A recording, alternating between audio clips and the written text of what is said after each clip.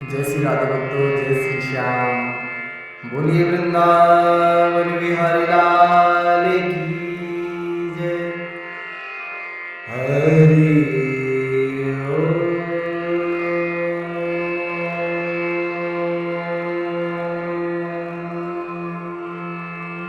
स्वस्ति श्री गणेशाय नमः।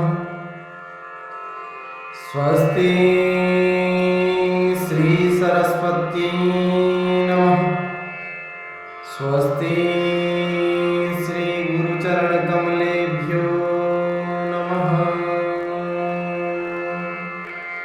आइए भक्तों, आज ध्रुव चरित्र की कथा को श्रवण करते हैं। मनु महाराज की 3 बेटी और 2 बेटा हुए। 3 बेटियां हुई आकुति, देवहूति, प्रसूति, और 2 बेटा हुए प्रियव्रत और उत्तानपाद। प्रियव्रतोत्तानपादो शतरूपापते सुतौ वासुदेवस्य कलया रक्षाय जगत स्थितौ। मनु और शत्रुपा के 2 बेटा हुए, प्रियव्रत और उत्तानपाद। ध्रुव जी के पिता का नाम है उत्तानपाद। उत्तानपाद किसे कहते हैं? ऊत उधौ पादो यस्य सह उत्तानपाद, अर्थात जिसके पांव गर्भ में ऊपर की तरफ को, वह है उत्तानपाद। उत्तानपाद की 2 रानियां हुई, सुरुचि और सुनीति। सुनीति क्या है? सुष्ठुर नीति यस्य सह सुनीति, जो सदैव शास्त्र की नीति पर चले, धर्म की नीति पर चले, वह है सुनीति। और सुरुचि क्या है? मनमानी, जो मन में आए तो खाए, मन में आए सो करे, मन में आए घूमे, वह है सुरुचि। अर्थात एक मनमानी और एक बुद्धिमानी। मनमानी है सुरुचि और बुद्धिमानी है सुनीति। एक बार की बात है, राजा उत्तानपाद सुदूर प्रांत में भ्रमण करने के लिए निकले। वहां एक राजकुमारी को देखकर मोहित हो गए और उत्तानपाद ने गंधर्व विधि से उस कन्या से विवाह कर लिया और उस स्त्री अर्थात सुरुचि को अपने महल में ले गए। सुरुचि के साथ जैसे ही राजा महल के द्वार पर प्रवेश किए तो सुनीति मैया आरती का थाल लेकर दोनों के सम्मुख आई। किंतु सुरुचि ने महल के द्वार पर दूसरी स्त्री को देखा तो वह उत्तानपाद से कहने लगी, अगर इस महल में यह स्त्री रहेगी तो हम यहाँ नहीं रहेंगे। छोटी रानी सुरुचि के प्रति अधिक आकर्षण होने के कारण उत्तानपाद ने सुनीति मैया को त्याग दिया। आज सुनीति मैया जंगल में पर्णकुटी बनाकर रहने लगी। माता सुनीति प्रातः काल उठकर स्नान ध्यान करके साधु संतों की सेवा करती, उनके लिए भोग प्रसाद बनाती और बचा हुआ उच्छिष्ट जो उनका थाली में बचा हुआ प्रसाद रहता था उसे स्वयं ग्रहण करती थी। शाम के समय संतों के मुख से कथा श्रवण पान करती थी। एक दिन साधु महाराज ने सुनीति मैया से कहा, बेटी तुम हमारी बहुत सेवा करती हो, मैं तुम्हें आशीर्वाद देता हूँ कि तुम्हारे उदर से एक सुंदर पुत्र जन्म लेगा जो तुम्हारे नाम को संपूर्ण संसार में अमर कर देगा। यह सुनकर माता सुनीति बहुत प्रसन्न हुई और संत भगवान ने माता सुनीति से कहा, कुछ और मांगने की इच्छा है? तब सुनीति मैया ने कहा कि मेरी छोटी बहन सुरुचि का भी पुत्र हो जाए। तो संत भगवान ने तथास्तु कहा और दोनों को आशीर्वाद प्रदान किया। समय आने पर सुरुचि के गर्भ से उत्तम का जन्म हुआ और सुनीति मैया के गर्भ से ध्रुव जी महाराज का जन्म हुआ। उत्तम शब्द सुनने में तो बड़ा अच्छा लगता है, लेकिन अर्थ करो तो बहुत गंदा है। ऊत मने ईश्वर और तम मने अंधकार, अर्थात ईश्वर का अंधकार उत्तम है और ध्रुव क्या है? जो हमेशा अटल है, नित्य शाश्वत है, अविनाशी है, जिसका कोई अंत नहीं है, वह है ध्रुव। जाये उत्तान पादस्य सुनीति सुरुचिस्तयो सुरुचि प्रेयसिर्पत्युर्नेतरां यत्सुतो ध्रुव। एक बार की बात है, ध्रुव जी महाराज अपने मित्रों के साथ खेल रहे थे।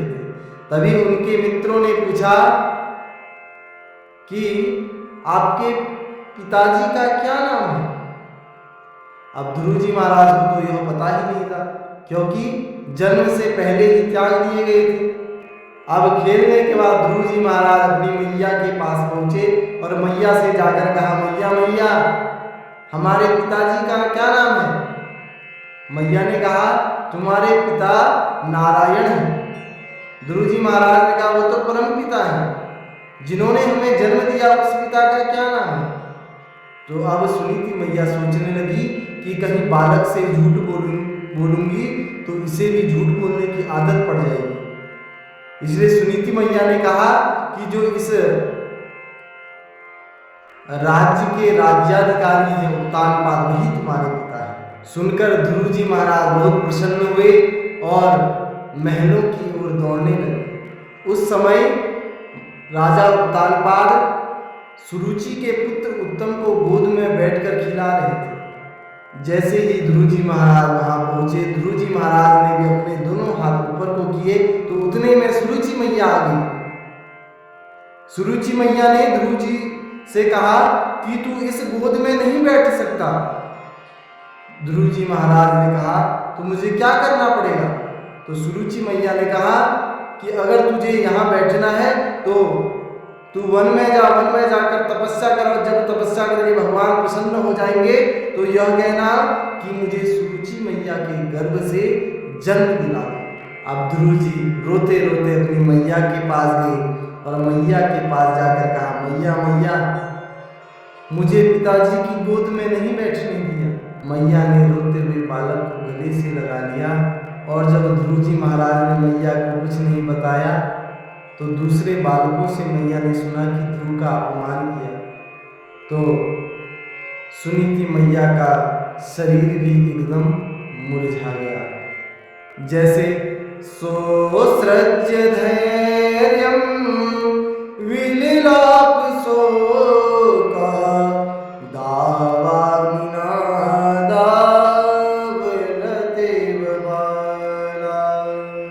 रोती हुई मैया ध्रुव जी को समझाती है और ध्रुव से कहती है, बेटा माँ की बात का बुरा नहीं मानना चाहिए, मैया है बोल दिया होगा, कोई बात नहीं।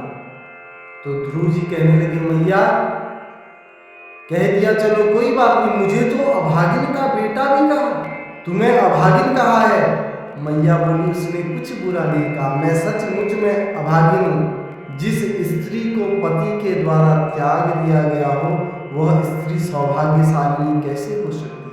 सत्यम सुरुच्याभिहतं भवानी में यद दुर्भगाया उदरे गृहीता। अब सुरुचि मैया कह रही, हे ध्रुव मैं तुझे जगत पिता का परिचय नहीं दे पाई, लेकिन सुरुचि मैया ने तुझे परम पिता का पता दे दिया है। अब तू मेरा बेटा है तो जाकर वन में जा और वन में जाकर तपस्या कर। जिस एक गद्दी के लिए तू रो रहा है ऐसी हजारों गद्दियां तुझ पर न्यौछावर होंगी।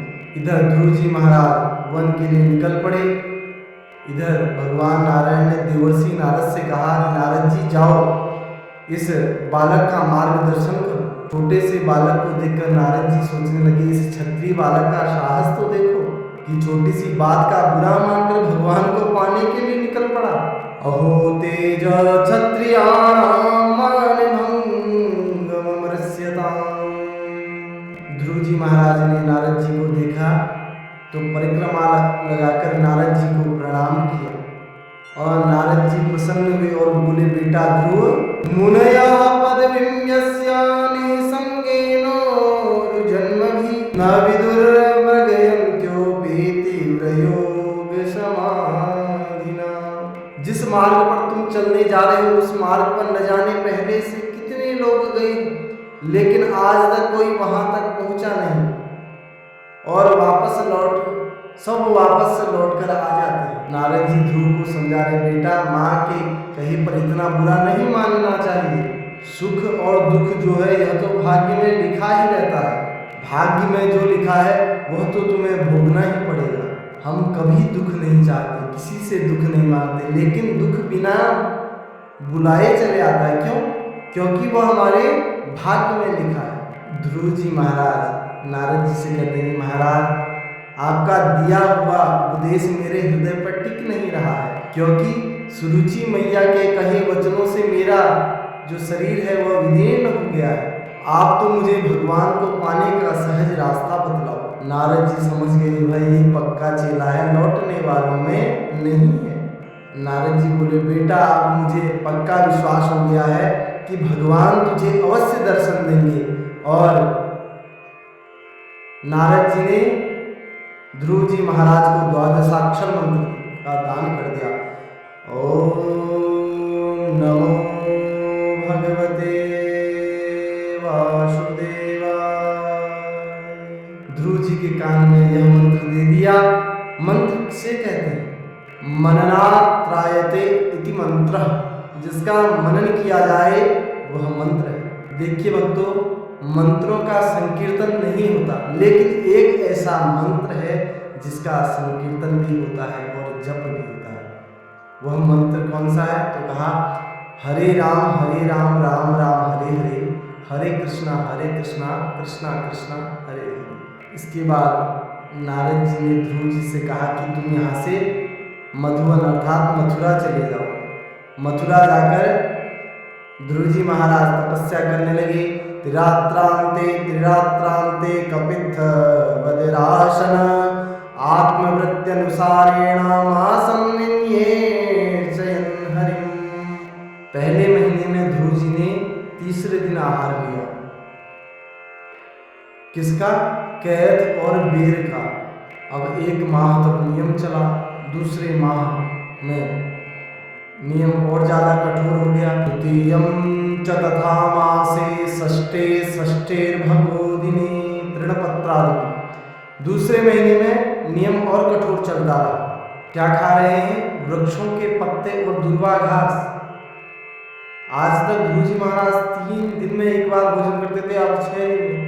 अब और नियम अगले महीने में और नियम कठोर होता गया। नवमे क्या अभ्यक्ष। अब 9 दिन में केवल यमुना जी का जल मात्र पीते। अब चौथा महीना लगा तो नियम और ज्यादा कठोर हो गया। वायु भक्षो, केवल वायु का आहार।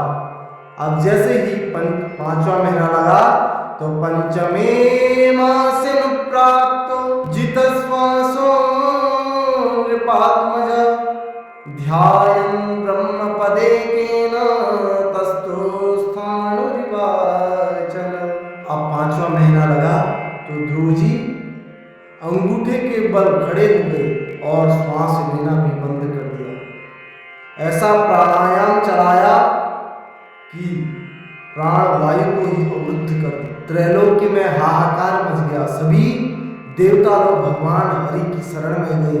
नैवं वेदामो भगवन् प्राणरोधं चराचरस्याखिल सत्त्वधाम्ना विधेहि तन्नो व्रजनाद् विमोक्षम् प्राप्ता वयं त्वां शरण्यम्। देवता लोग कहने लगे, रक्षमाम, हे प्रभु रक्षा करो। भगवान बोले, किससे रक्षा करें? देवता लोग बोले, महाराज यही तो पता नहीं किसने हमारा प्राणवायु रोक लिया है। भगवान बोले, चिंता करने की जरूरत नहीं है। माँ वैष्णव डरो मत। औतान पादरी यमई संगतात्मा। उत्तानपाद के पुत्र की आत्मा मुझ में इतनी समर्पित हो गई है, उसकी प्राणवायु से अवरुद्ध हो जाने के कारण उसकी जो आत्मा है वो व्यष्टि से समष्टि में परिणित हो गई है, बदल गई है। घबराओ मत।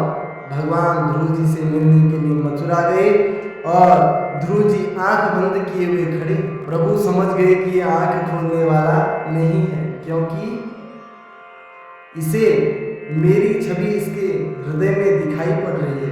तो भगवान ने अपनी मोहिनी मूर्ति एकदम से खींच ली, तो छटपटा कर ध्रुव जी ने आंखें खोली। अब जो हृदय के अंदर थे वह बाहर दिखाई पड़े। अब ध्रुव जी महाराज सोचने लगे कि हमने गुरु जी से, माता जी से यह बात नहीं पूछी कि जब भगवान सामने आ जाएंगे तो क्या करें। तभी भगवान ने अपना शंख लिया और ध्रुव जी के गाल पर स्पर्श कराया। वस्पर्शम बालम कपया कपोले। ध्रुव जी के हृदय में सरस्वती मैया विराजमान हुई और ध्रुव जी ने बड़ी सुंदर भगवान की स्तुति गाई।